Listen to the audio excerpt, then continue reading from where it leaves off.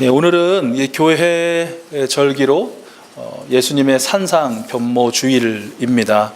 예수님께서 이제 소위 우리가 변화산이라고 일컫는 곳에서 우리가 말씀에서 지금 읽은 것처럼 그 얼굴과 그 옷까지도 완전히 변형되는 그 영광의 순간이 기록되어 있는 이 본문, 그리고 그 사건이 우리가 이제 산상주일로 변모주일로 지키게 되는데요.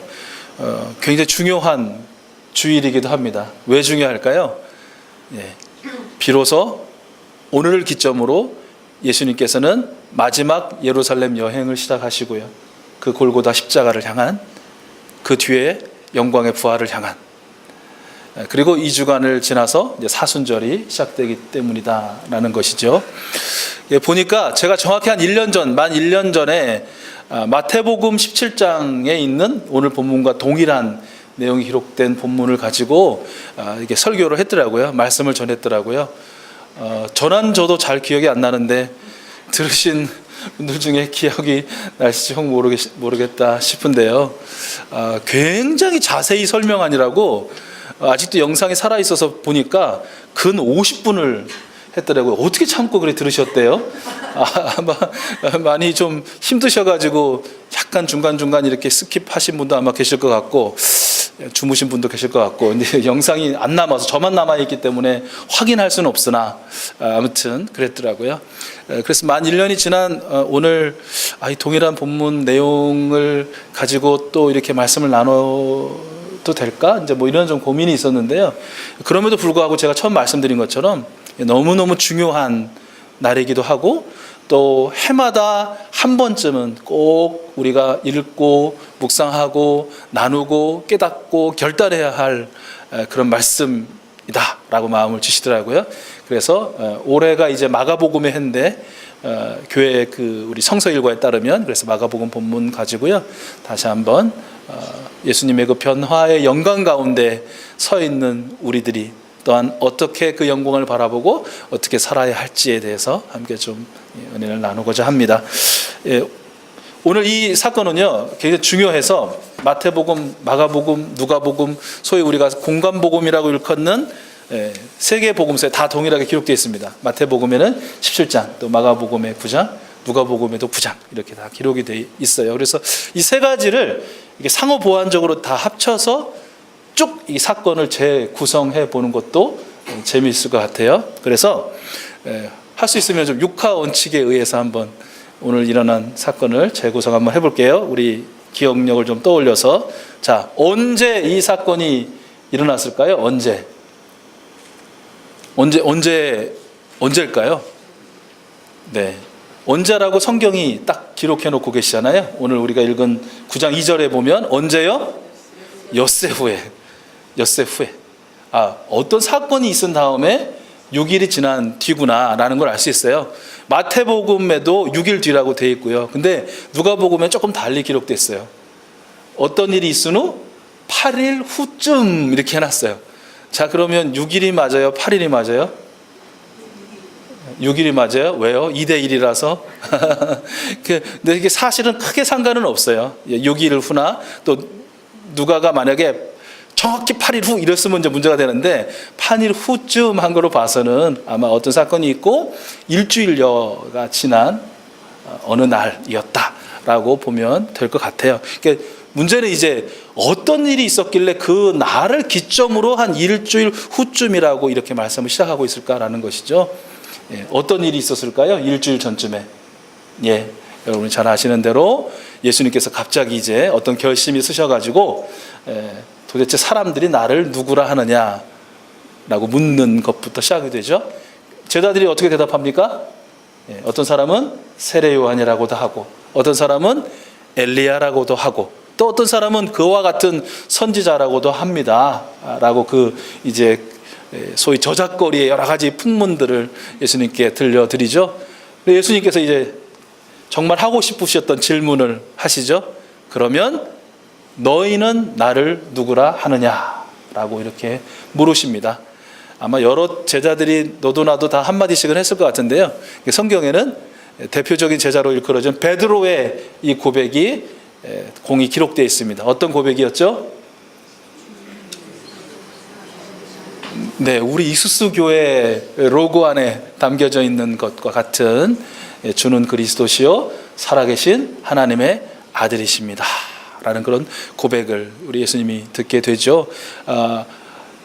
정확하게 예수님의 감정에 대한 기록이 없기 때문에 우리가 추측해 볼 수는 없는데 예수님이 그 베드로의 고백에 굉장히 감격을 하셨던 것 같아요. 그렇죠? 그렇죠? 바라기는 그런 이 말씀을 기억하면서 저와 여러분도 어떤 하나님을 향하는 우리의 신앙 고백이라 할까요? 그것이 이제 말의 어떤 형태로 될 수 있을 것 같고 어떤 삶의 형태도 될 수 있을 것 같고요. 또 아무 말과 아무 행동을 하지 않음에도 불구하고 하나님과 어떤 신앙 고백적인 그런 어떤 행위가 있을 수 있을 것 같아요. 그럴 때 정말 우리 하나님의 마음을 어떻게 보면 시원케 해드리고 우리 예수님의 마음을 좀 감격스럽게 하는 그러한 고백들이 저와 여러분 가운데도 좀 있기를 소원합니다. 있어 왔을 텐데, 있어 오셨을 텐데 앞으로도 그러한 삶이 되셨으면 좋겠다 싶고요. 그래서 이제 막 베드로를 축복하고요, 격려하고, 그리고 내가 너의 그 고백 위에 나의 교회를 시작할 것이다. 아무도 흔들 수 없고 빼앗을 수 없는 영원한 나의 몸인 교회가 시작될 것이다. 그래서 선포도 하십니다. 감격하시면, 사람이 감동을 받으면 어떤 이야기를 하게 되나요? 확실한 신뢰가 되면 속 얘기를 하게 됩니다. 그동안 못했던, 정말 하고 싶었던 진짜 마음을 드러내죠. 그래서 예수님도 그 순간 진짜 마음을 드러내신 거죠. 그 마음이 어떤 마음이셨어요? 네, 내가 이제 예루살렘에 올라갈 것인데 거기서 내가 고난을 받고 대제사장과 장로들에게 버림을 받고 죽임을 당하게 될 것이다. 그리고 난 후에 3일을 지나면 내가 다시 살아날 것이다. 당신이 정말 왜 이 땅에 오셨고 왜 이렇게 살고 계시고 그리고 마지막에는 어떻게 될 것인가를 정말 쏟아내신 것이죠. 그런데 예수님의 그 잠깐의 감격과 감동, 그리고 정말 이 마음이 막 우러나오셔가지고 이게 흘러 넘치셔가지고 보여주신 그 말에 후회하게 만드는 베드로와 제자들의 행동이 바로 나오죠. 어떤 행동이었죠? 이게 계속 제가 묻고 제가 답하고 제가 묻고 제가 답하고, 그러니까 이제 여러분의 표정이 나는 알아, 나는 내가 몇 번 들었는지 몰라, 그걸 또 내가 말해야 돼, 그런 표정이실지 모르겠는데 말 좀 해주세요. 힘들어 죽겠네. 잠깐 제가 물 마시고 있을 테니까.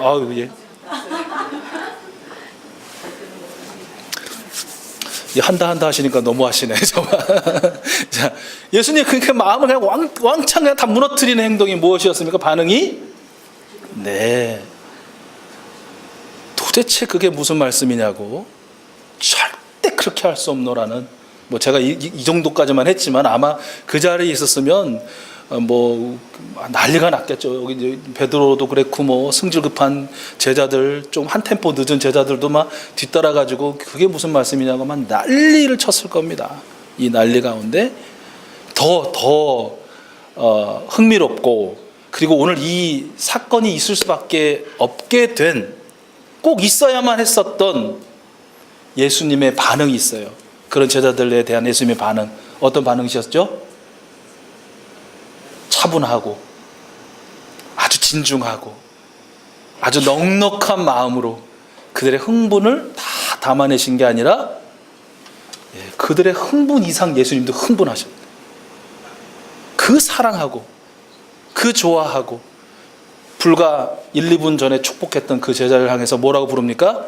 사탄이라고 부릅니다. 흥분이 아주 크게 차오른 것이죠. 이건 무슨 말일까요? 네, 왜 그런 거 있으시잖아요. 이렇게 대화하다가 누군가가 어떤 말을 딱 했는데 그게 팍 꽂히고 열이 팍 오르면서 그거에 대해서 정면으로 반박하는 순간은 어떤 순간입니까? 대체적으로 보면 찔리는 순간이에요.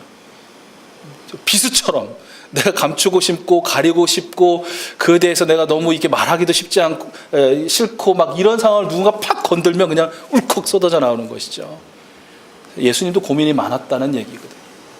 예수님도 쉽게 그렇게 내가 예루살렘에 갈 것이고 고난을 당할 것이고 거기서 내가 죽을 것이고 이런 얘기를 예수님도 그렇게 쉽게 쉽게 하실 마음의 상황이 아니었다라는 것의 반증 아닐까요?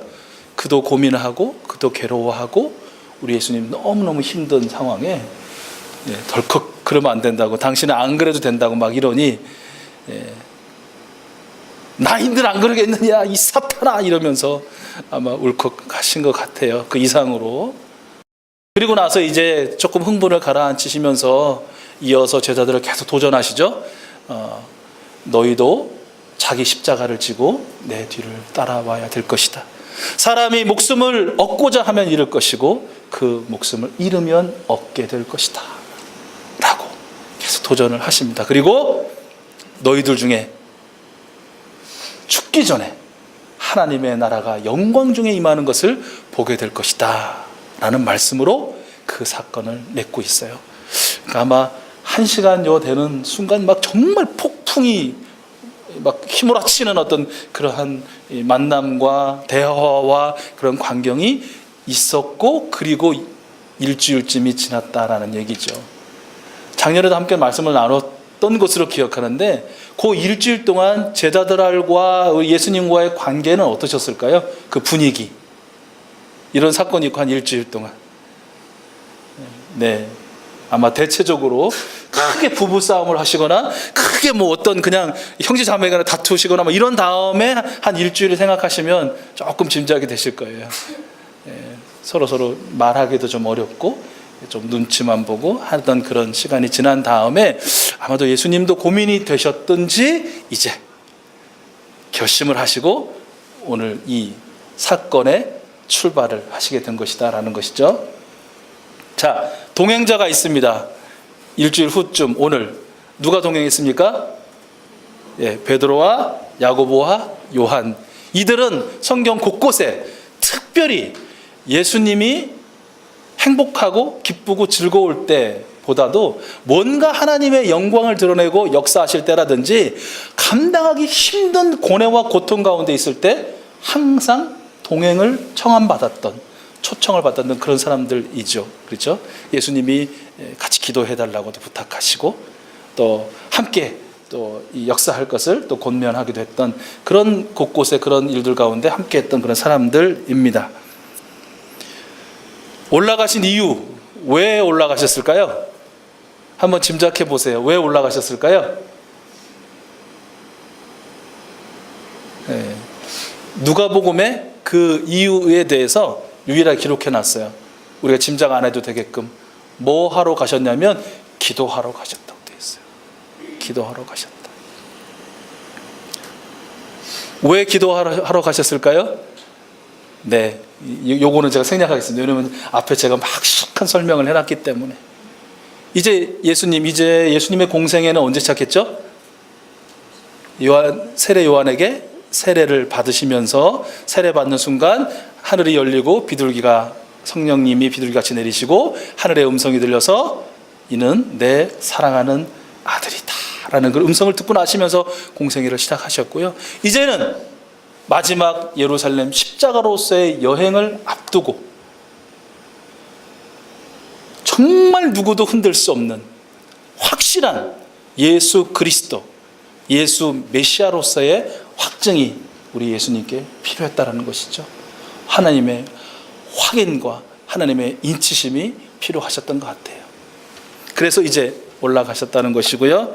그리고 올라가신 곳은 어디라고요?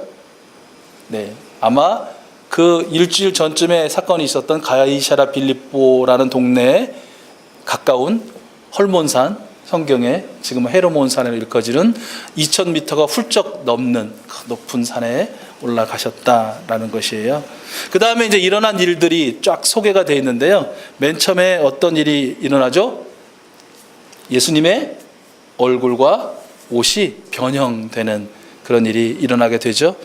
여기서 변형이라는 말은요, 단순한 변화가 아니에요. 옷이 뭐 색깔이 바뀌거나 재질이 바뀌거나 뭐 이렇게 사이즈나 형태가 바뀌는 것이 아니라 완전한 본질적 변화를 변형이라고 합니다. 그러니까 예수님이 변형되었다라는 것은 인간의 본성과 본질이 아닌 어떤 완전히 다른, 우리가 말하는 소위 신적인 변화를 경험하신 것이다 라는 것이죠. 인간이 뒤에 나타나는 모세와 엘리야를 만나서 이렇게 이야기할 수는 없잖아요. 그죠? 정말 말로 다 할 수 없는, 표현할 수 없는 신비의 모습으로 변형되셨다라는 거예요. 사실 이 모습은 예수님의 변형의 모습은 오늘을 사는 저와 여러분에게도 엄청 큰 은혜가 돼요. 특별히 가진 육체적인 질고와 질병에 시달리시는 분들은 예수님의 이 놀라운 신비의 변형의 모습이 통해서 큰 위로를 받을 수 있기를 소원합니다. 70년, 80년, 90년, 100년을 살면서 정말 날로 후패하고 썩어지고 머리끝부터 발끝까지 아픈 곳이 좀 없는, 안 아팠으면 좋겠는데 어디가 고쳐지면 다음 날이면 또 어디가 아프고, 이게 고쳐지면 또 어디가 아프고, 또 어떤 의학과 의술과 약물과 약품의 도움 없이 좀 살았으면 좋겠는데 그것 없이는 살 수 없는 이 세상의 이 고통 가운데 있는 분들, 우리 구주 예수 그리스도 다시 오시는 날, 그리고 여러분이 예수 그리스도 앞에 가시는 그날, 오늘 예수님께서 보여주셨던 이 놀라운 변형의 모습처럼 여러분들도 변형될 줄로 믿습니다. 완전히 새로운 부활체의 몸을 입고 영을 입고 영광스러운 변형을 경험하게 되실 줄로 믿습니다. 그러므로 좀 힘을 내시기 바랍니다. 아이고, 이거 아파 죽겠는데 이거 왜 하나님 나를 아파 죽게 하느냐, 힘들게 하느냐, 막 이게 가슴 치고 막 해봐야 소용이 없어요. 하나님, 제가 비록 이렇게 썩어지고 괴롭고 힘든 시간들을 보내고 있지만 하나님, 당신을 만나뵈 없는 그날, 우리 주님 죄를 찾아오시는 그날, 당신처럼, 당신의 영광스러운 그 모습처럼 제가 변형되고 변화되어 영원히 살 줄로 믿습니다. 아픔을 이기시고 곧 지나가리라, 곧 이기리라 라는 그런 믿음 가운데 사시는 우리 귀하신 분들 될 수 있기를 소원합니다. 또 나는 건강한데 아직 거기까지는 아니죠. 건강해도 내일을 장담할 수 없는 우리들에게 예수님의 이 변형과 변화의 모습은 큰 위로가 될 것입니다. 위로를 늘 누리시며 사실 수 있는 저와 여러분들 되셨으면 좋겠고요. 그 마가복음에는 그래서 어떤 감히 표현할 수 없잖아요. 하나님이신 예수님의 모습이 어떻게 변형됐다라고 이렇게 표현할 수가 없어요. 그냥 그저 표현한 것은 그가 입고 계셨던 옷이 얼마나 소위 서민적입니까? 친근하죠. 어떻게 변화됐다고 기록하고 있어요? 세상에서 빨래하는 자가 그렇게 희게 할 수 없을 정도, 이렇게밖에 표현이 안 되는 거예요. 이렇게밖에. 지금 같으면 어떻게 표현하실 것 같으세요? 락스 몇 통을 집어넣고 표백제 몇 통을 쏟아부어도 그렇게 할 수 없었다라 그렇게 될까요? 지금도 사실은 우리의 인간이 가진 언어로 표현할 수 없는 그런 놀라운 변화를 마가는 기록하고 있다는 것이죠. 그리고 나서 모세, 율법의 완성자, 수여자인 모세와 그리고 선지자 중에 선지자라고 불리는 엘리야가 나타나죠. 참 공통점이 있어요. 모세는 죽었어요? 살았어요? 죽었어요. 장사까지 지냈는데 성경에는 어떤 소위 그 주석 같은 걸 하나 달고 있어요. 분명히 죽고 장사 지낸 그 사람의 무덤을 오늘날까지 찾지 못하더라. 뭔가를 약간 좀 생각하게 기록을 해놨어요. 자, 엘리야는 살았어요? 죽었어요? 왜? 놀랍게도 산채로, 살아있는 채로 불말과 불병거가 끄는 그 마차를 타고 하늘로 호련히 떠나갔다라고 그렇게 기록이 되어 있어요. 어떻게 보면 모든 정치적인 이스라엘에게 가장 중요한 율법의 완성자인 모세와 또 예언자 중에 예언자, 선지자 중에 선지자인 엘리야는 어떻게 보면 죽음을 초월한, 또 죽음을 맛보지 않은, 지금 변형되신 예수님 또한 어떻게 되실 것이라는 것을 그려볼 수 있는 그런 인물이라고 볼 수 있을 것 같고요. 그들과 함께 대화하셨다라고 되어 있어요. 어떤 대화를 하셨을까요? 예수님 고민하시고 괴로워하시고 아파하셨던 예루살렘에 올라가시는 것, 십자가를 지셔야만 하는 것, 고난을 받으셔야 되는 것, 율법의 완성을 바라보며 예수님의 오심을 기다렸던 모세 또한 주님, 나의 주님, 나 모세의 주님, 계속 하십시오. 계속 가십시오. 그것이 하나님 아버지의 뜻입니다라고 얘기했을 것 같아요. 엘리야 또한 나의 주님, 나의 하나님, 계속 가십시오. 계속 하십시오. 이것이 하나님의 뜻입니다 라고 우리 예수님께 들려주셨을 거예요. 그리고 그 대화가 이어지고 있는 순간일 수도 있고요. 그리고 그 둘이가 이제 떠난 다음이라고 할 수 있는데, 어떤 일이 이어지냐면 제자들이 그 광경을 바라보면서 제자의 대표인 베드로가 이야기하는 장면이 나오죠. 어떤 말을 합니까? 거기에 텐트 몇 개, 3개 쳐서 하나는 모세, 하나는 엘리야, 하나는 예수님을 위하여 짓고 여기 있겠습니다 라고 말하는 장면이 나오죠. 마태하고 마가는요 두려워서라고 했어요. 두려워서, 떨면서. 근데 누가는 조금 다르게 기록해 놨어요. 왜 이런 말을 했나? 자기도 무슨 말 하는지 모르는 말을 자다가 깨어서 봐가지고 비몽사몽간에 그렇게 했다라고 이야기를 하고 있어요. 둘 다가 맞겠죠, 그죠? 인간으로서는 도저히 볼 수 없었던 그런 초자연적인 광경을 봤으니 얼마나 두렵고 떨렸겠어요. 막 여기 이도 막 다다다다다 떨렸을 것 같고 생각도 막 멍해졌을 것 같고, 그러니까 이렇게 말을 했을 수도 있고요. 누가의 의견에도 충분히 동의할 수 있을 것 같아요. 제가 그런 생각을 해봤거든요. 예수님의 직업은 뭐였습니까? 목수. 목수는 어떤 사람이에요? 지금처럼 제공되는 아주 맨들맨들한 나무 목재를 가져다가 뭐 만드시는 분은 아니죠. 2000년 전의 목수는 직접 그 재료를 찾아서 산 타고 다니신 분들이에요. 산에 가서 나무를 직접 해가지고 나무를 지고 와야 되고, 또 인근에 없으면 먼 산으로도, 어떻게 보면 산을 잘 타요. 자, 제자들의 직업은 뭐였을까요? 어부입니다. 어부도 힘들죠, 그렇죠? 어부에 종사하는 것도 막 엄청 힘들었을 거고요. 다 근육 대장이었어요. 근데 이제 제가 생각할 때는 그런 거예요. 재미있는 상상을 해보면 쓰는 근육이 달랐을 것 같다. 자, 이게 2000m 훨씬 넘는 헐몬산 꼭대기까지는 가시지 않았겠지만 어느 중턱까지 가려면 이 산타기 대장인 예수님은 슉슉슉 올라가셨을 것 같고요. 그리고 힘 꽤나 썼었지만 어부로 살았던, 주로 이 갈릴리 호수 주변을 살았던 이 제자들한테는 산 타는 게 그렇게 쉽지 않았을 것 같아요. 굉장히 피곤한 일이었고 힘든 일이었을 것 같아요.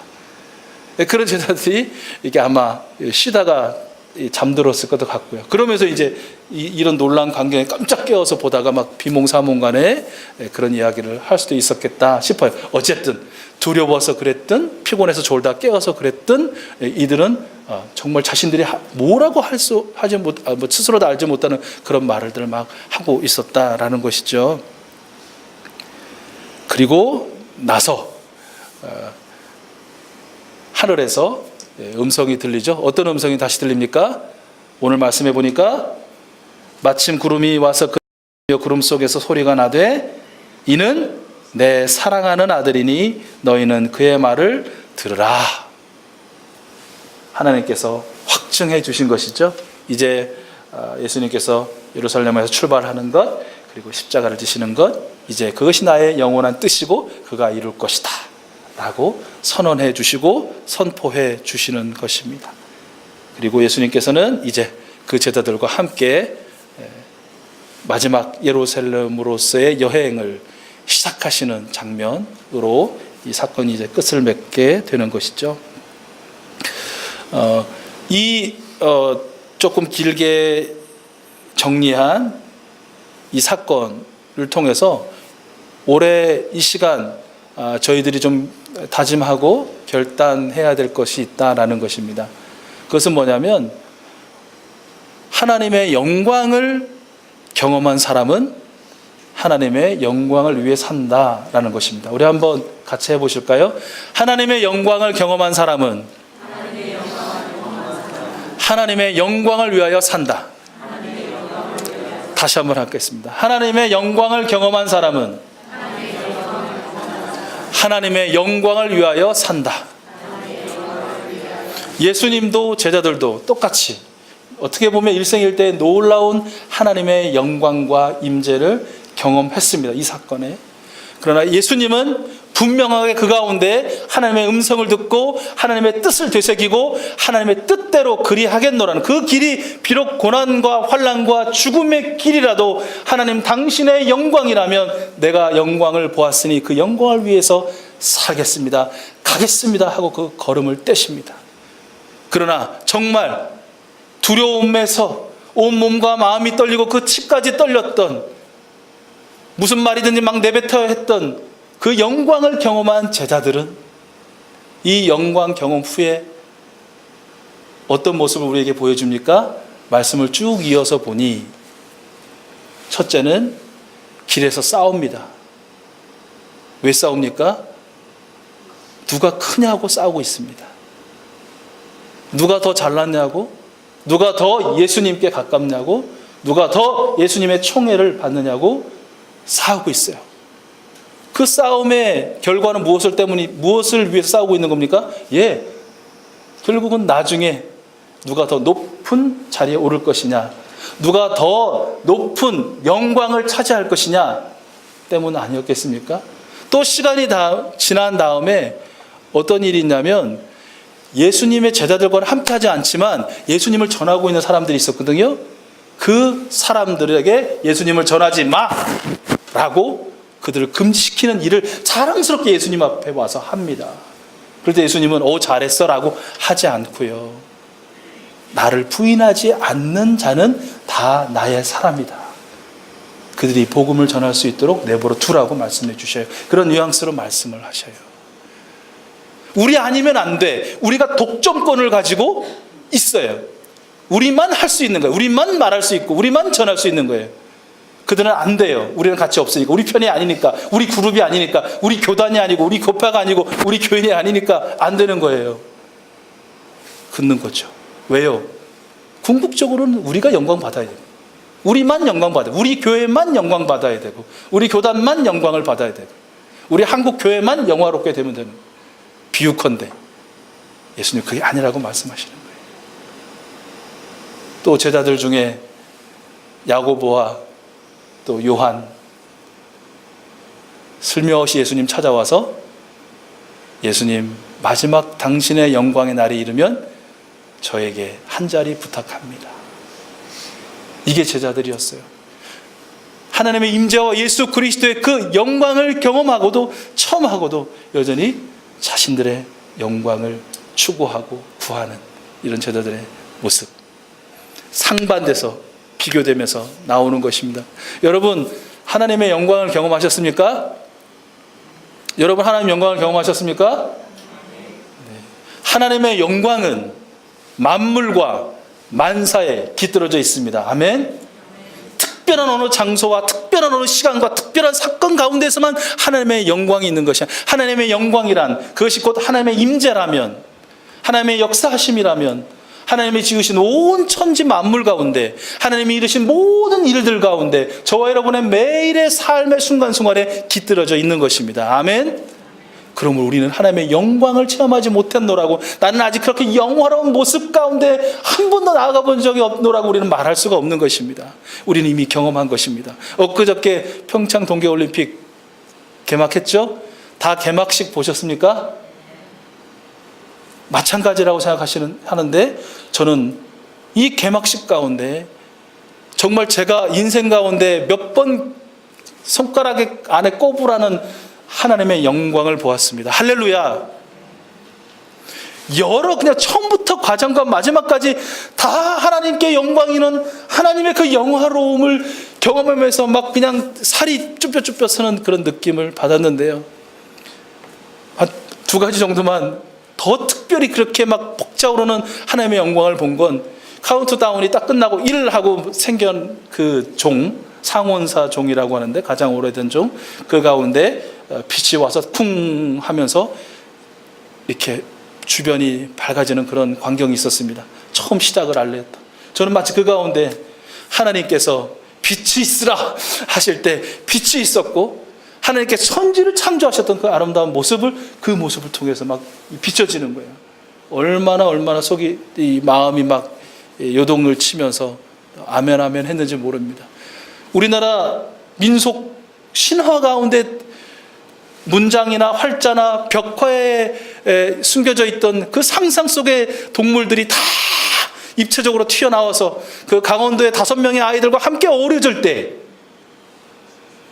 사자들이 어린 양과 뛰놀고 장난쳐도 물지 않는 참 사랑과 기쁨의 그 나라가 이제 속히 오리라. 아멘. 할렐루야. 그 가운데서 놀라운 그 평화를 이루시고 완전한 하나님의 평안이 가득한 하나님의 나라를 이 민족 가운데, 이 인류 가운데, 이 세상 가운데, 온 우주 가운데 이루시는 하나님의 영광을 보게 되는 것입니다. 할렐루야 하고. 아, 그렇구나. 하나님의 영광이라는 것은 어떤 대단한 산에 어떤 특별한 계기를 가지고 내가 작정해서 보는 것이 아니라 하나님이 깃들어 계신, 하나님이 임재해 계신 모든 순간과 시간과 공간과 사랑 가운데 있구나. 할렐루야. 이런 영광을 경험하고 체험한 사람은 어떤 결단을 하게 되느냐? 그러한 하나님의 영광을 위하여 살겠노라는 결단을 가질 수밖에 없다는 것이죠. 하나님의 그 영광을 체험한 우리 익수소 가족들이 하나님의 영광을 위하여 어떻게 사는지를 또 지난 한 주간 여기저기서 경험하는데 저는 그냥 막 춤을 출 뻔했습니다. 오직 예수 그리스도만이 우리의 유일한 구원의 통로여 열쇠임을 확신하고, 뭐 종교다원주의라든지 다른 데서 구원이 있다라는 것에 대해서 확실하게 선을 긋고 노 하시고, 교회가 교회되고 하나님의 아름다움을 추구하는 공동체로 어떻게 살아야 될지를 치열하게 고민하고, 그렇지 못하는 한국교회를 위해서 아파하고 기도하시는 분을 통해서 아, 이것이 하나님의 영광을 위해서 사는 것이다. 말할 수 없는 그런 답답함과 인생의 고통 가운데 사는 아직은 젊은 그 친구를 공동체로 초청해서 교회에 필요한 사람이 아니라 교회가 필요한 사람을 초대해서 그의 마음을 열고 그의 이야기를 듣고 그의 눈물과 함께 눈물 흘리고 함께 박수하고 함께 기뻐하는 그 모습을 통해서 하나님의 영광을 위해 사는 그런 모습. 일부러 찾아가 시간 내서 축복하고 또 박수 쳐주고 위로하고 격려하고 그 걸음을 함께하는 그 모습 속에서 하나님의 영광을 위해서 어떻게 사는지. 힘든 일 분명하고 어려운 일 분명하지만 그러나 최선을 다해서 하나님이 주신 그 사명으로서의 직업에 충실하고 더불어 살게 한 그 직원들을 향해서 기독교에 대해서, 예수님에 대해서조차 오해하고 싫어하고 미워하는 그들에게 어떻게 하면 예수님의 그 은혜와 사랑과 교회 공동체의 선하고 아름다움을 이야기해 줄 수 있을지 그렇게 고민하고 말 한마디 하고 또 미소 한번 또 날려주고 그렇게 섬기는 그 모습을 통해서 하나님의 영광을 체험한 우리 익수소 가족들이 하나님의 영광을 위해서 사는 모습 보고 듣고 느끼는 것이 얼마나 감사하고 또 감사하던지요. 사랑하는 우리 익수소 가족 여러분, 하나님의 아들 되고 딸 된 여러분, 저와 여러분은 이 한 주간도 하나님의 영광과 하나님의 임재 가운데 살게 될 줄로 믿습니다. 지금까지 그리해 오셨지만 이번 한 주간도 더욱더 하나님의 영광을 위하여 사는 저와 여러분 될 줄로 믿습니다.